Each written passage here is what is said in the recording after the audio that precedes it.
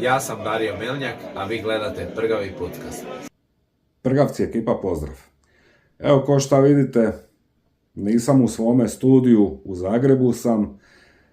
Isto tako znate da smo imali snimanje za HRT, za emisiju Kod nas doma, koje je bilo jučer kod profe u njegovom studiju. Bilo je sve pet, sve super.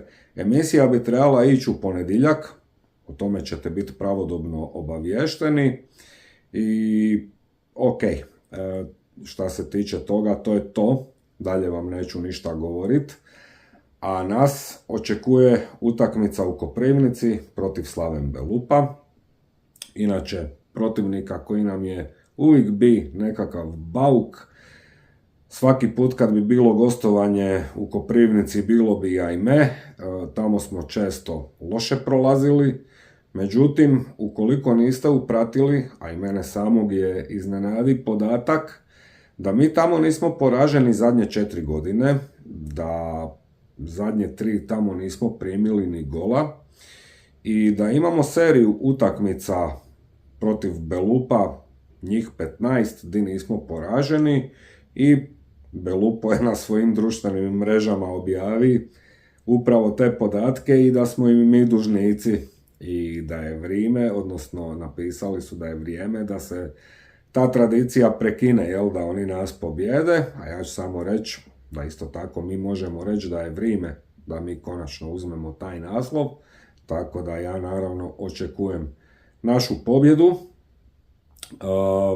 Obzirom na sve ovo navedeno, mi smo u naletu, imamo seriju gostovanja gdje su mnogi nam prognozirali da ćemo osvojiti 4, maksimalno 5 bodova, međutim mi smo od 3 gostovanja u HNL-u ostvarili sve 3 pobjede, imali smo još jedno gostovanje u kupu koje smo isto prošli, doduše na penale, ali ko te pita, prošli smo i sad nas čeka ta zadnja utakmica u toj seriji gostovanja, to je upravo ova utakmica protiv Belupa, gdje se isto nadam pobjedi, obzirom na zadnje 2 utakmice u prvenstvu koje smo odigrali na normalnim travnjacima, gdje smo bili dominantni, stvarali prilike, imali puno udaraca na gol. Isto tako očekujem da ćemo imati u Koprivnici i da će bar 1 ili 2 udarca od svih upućenih završiti u golu Slaven Belupa, a obzirom da tamo već dugo nismo primili gol, nadam se da ni nećemo ni sutra, ali bez obzira na sve te naše vrline, uvijek se naravno pita nešto i protivnika, koji je spoj mladosti i iskustva, vrlo su zanimljiva momčad, nezgodni su i oni su u nekakvom naletu, imaju Šutu u napadu koji zabija ko po traci, imaju Jagušića koji je hit igrač, mladi talent, koji je sad već i dokazan. Vidimo da dobiva ponude iz stranih država koje su milionske. Tu će se sigurno srušiti prodajni transfer Slaven Belupa sa njegovom prodajom, a imaju i starog lisca onog šmekera Nesterovskog, tako da ćemo mi trebati obratiti pozornost posebno na ta 3 igrača, međutim očekujem da ćemo mi i dalje peglat svoju igru, pa neka oni razmišljaju o nama. Ta igra je ponovo ušla u nekakvu top formu, dobra je. Mi na ovo gostovanje opet idemo bez Livaje, koji je i dalje ozlijeđen, ali ko šta smo vidjeli, ova zadnja gostovanja smo prošli pobjedama, pa se onda nadam da ćemo proći i ovo. I naravno da svi jedva čekamo da nam se vrati taj uteg koji će pretegnuti na našu stranu, koji će samo pojačati momčad koja je stvarno dobra, igra odlično. Tako da ovaj put idemo u Koprivnicu bez straha. Ja ću osobno ići na utakmicu, to mi je isto drago da ću biti prisutan. I nadam se jednostavno dobroj igri jednih i drugih.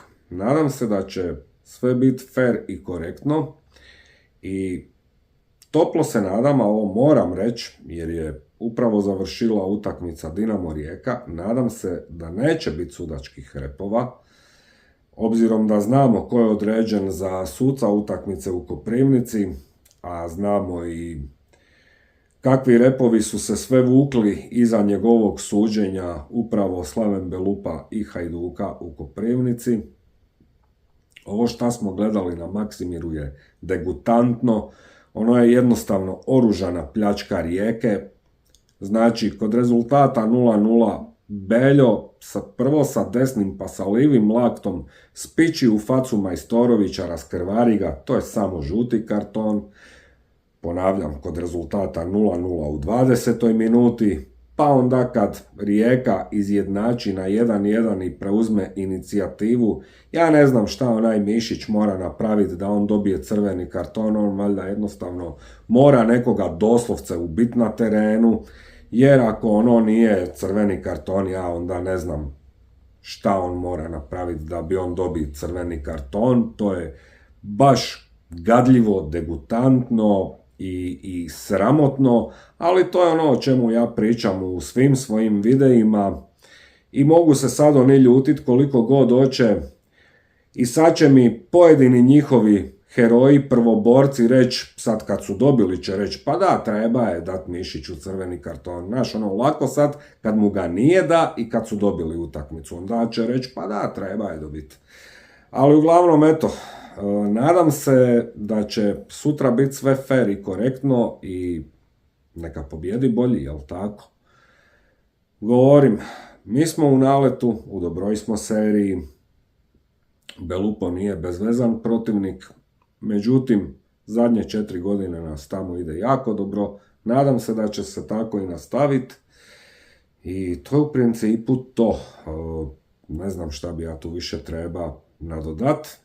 Vi svoje mišljenje koji uvijek ostavite u komentarima, a mi ćemo se onda vidjeti u live-u tamo oko 8:30-9 navečer kod Sjemprea. Do tada vam svima prgavi pozdrav.